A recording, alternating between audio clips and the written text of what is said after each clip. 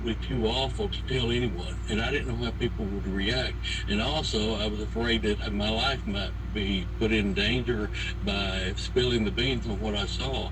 But I'm going to tell it here today. And for those of you uh, that are or have a weak stomach, I suggest you stop listening to it. Or if you can't deal with fright very well, maybe you need to not listen to the rest of this. Okay, I'm trying to think for your best interest. But we get there to Dulce, and we approach an area where small crafts are coming in. There's lots of them. It's like a big hangar, and out of each craft, I could see that they would bring out one, sometimes two. I don't know if there was three or not. It could have been three, maybe. Humans, and they put them in like a little buggies that was on like a rail track, uh, and they set the people up in that. Now, the overseers operating the system, shockingly to me, were human, or they appeared to be human.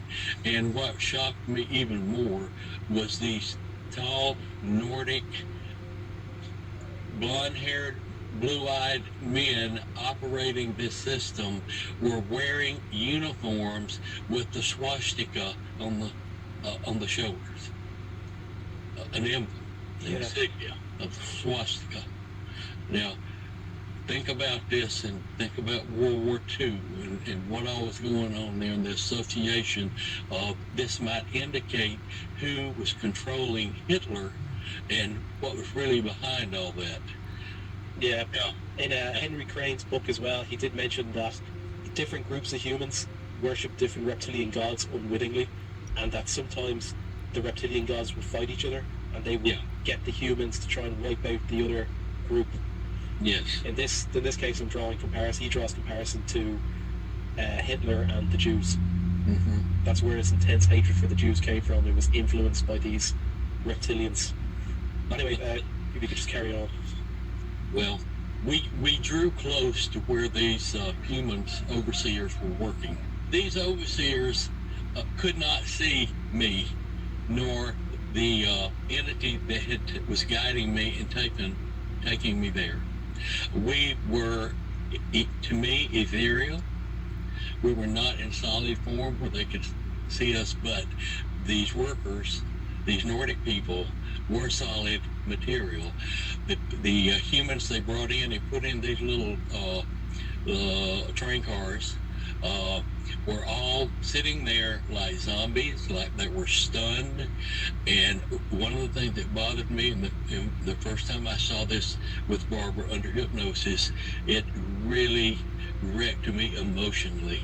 And I saw a young woman of maybe 28 to 30 years old, a very pretty, attractive brunette lady, and she had a little boy with her about 7 or 8 years old, and he was sitting there with her. Both of them had been brought in, and I panicked, and I knew that something bad was about to happen to them, and I ran to wake them up, and I got right in their face, and I was like yelling to wake up, and they were not even aware I was there, and the Nordic overseers couldn't have seen or hear me either.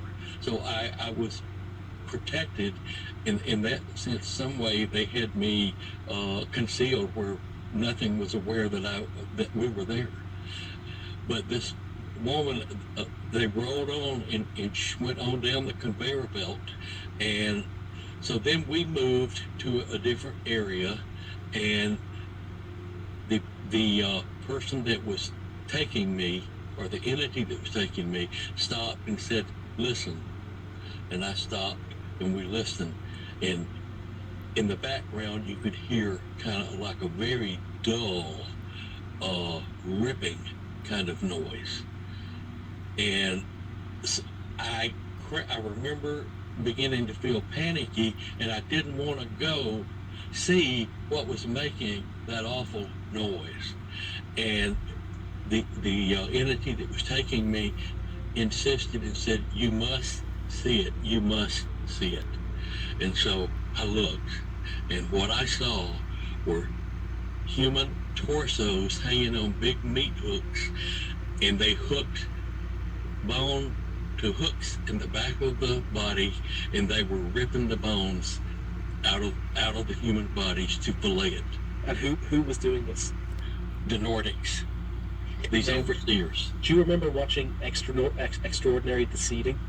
Do you remember Never that? heard of that. No, I never heard of it. No, we definitely watched this. It was, remember we spoke about the guy waking up in his clone?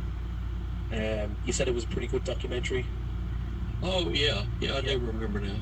Do you remember what he was saying? That he was walking past one of these Nordics, and he said it was like their face just kind of shifted briefly into reptilian face and then shifted back. It was like a hologram that was put over the face. Right.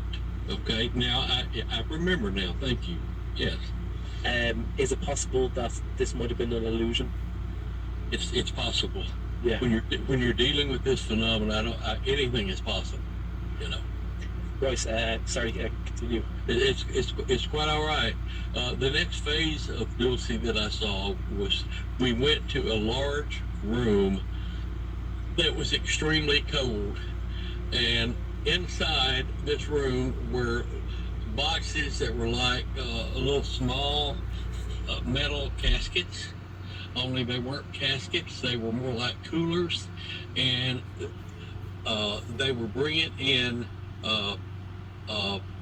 human body parts, arms, legs, torsos, all kinds of body parts, and packing them into these crates. And then there was a lot of them. It was a big operation, and I saw, I'm going to say probably 6 different Nordics working on 6 different boxes at one time, if I recall correctly, and they were packing all this in, and then they were putting the boxes once they're full on a conveyor belt roller, and it reminded me of present day where your luggage comes in at an airport on those rollers. It was like rolling on that, and it rolled into an area where there were a lot of craft waiting, and they were loading them these crafts where they were taking them, in my opinion, I assume they were taking them out to colonies in space somewhere, or colonies here on our own planet that we're not aware of. Wow. It's a meat processing plant. We've touched on it briefly before. But Yes, but I never really went into detail like I just have now, and that's all I saw on that, and I don't ever really want to see any more.